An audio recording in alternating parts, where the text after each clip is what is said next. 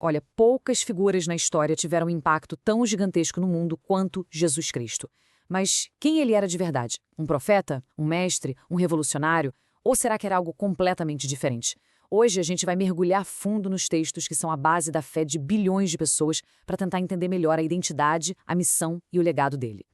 E tudo começa com essa pergunta. Porque, no fundo, toda a teologia cristã gira em torno da resposta para ela.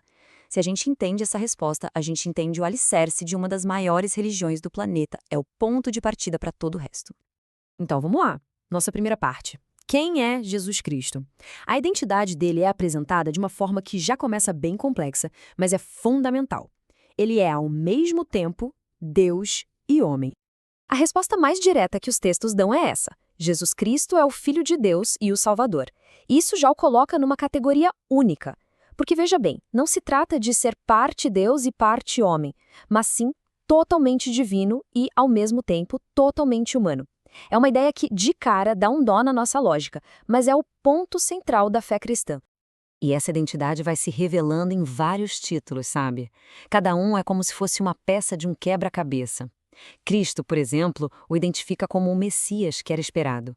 Senhor já aponta para a divindade dele. E talvez o mais pessoal seja Immanuel, que quer dizer literalmente Deus conosco.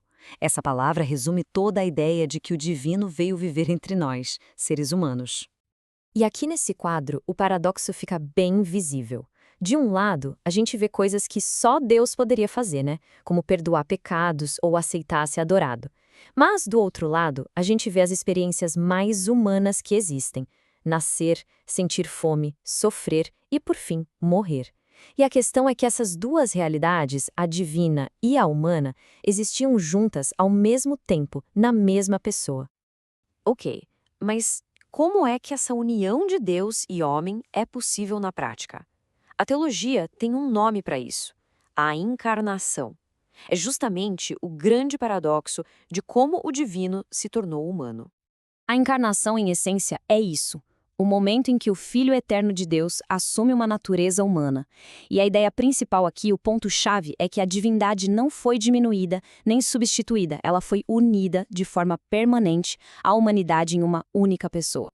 E vamos combinar, não é uma ideia fácil de engolir. O próprio filósofo Thomas Morris aponta essa dificuldade lógica. Pensa bem, como um ser pode ser ao mesmo tempo onipotente e limitado?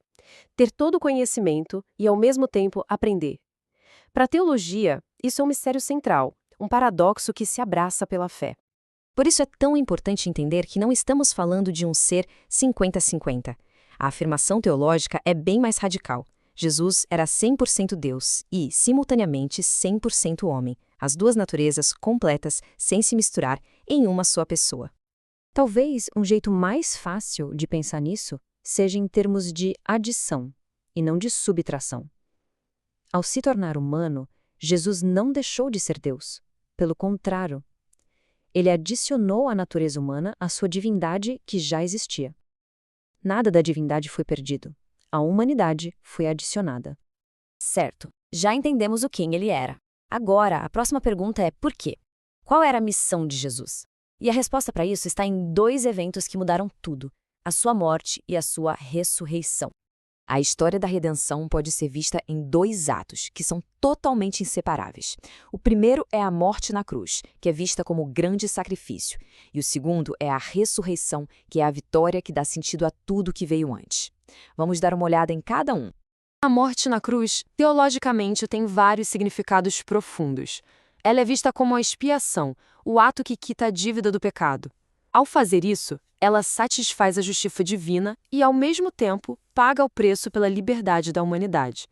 É o ato que finaliza a obra da redenção. E se a cruz foi o pagamento, a ressurreição é o comprovante de que ele foi aceito. Ela representa a vitória final sobre a morte, é a garantia da vida eterna para quem crê e é a base, o fundamento de toda a fé cristã. Sem a ressurreição, a fé, segundo os textos, não teria valor nenhum. E chegamos à nossa terceira parte, o legado. Ok, e daí? Qual o resultado prático de tudo isso? Bom, a vida, a morte, a ressurreição de Jesus deixam um legado que se manifesta de duas formas: salvação e um jeito completamente novo de viver. Esse caminho da salvação é descrito como uma jornada, com várias etapas. Começa com um chamado que leva a uma transformação interna. Isso pede uma resposta de fé, que gera uma nova condição diante de Deus. E o processo não para aí. Ele continua num crescimento diário e só se completa na glorificação final. É uma transformação que dura a vida toda.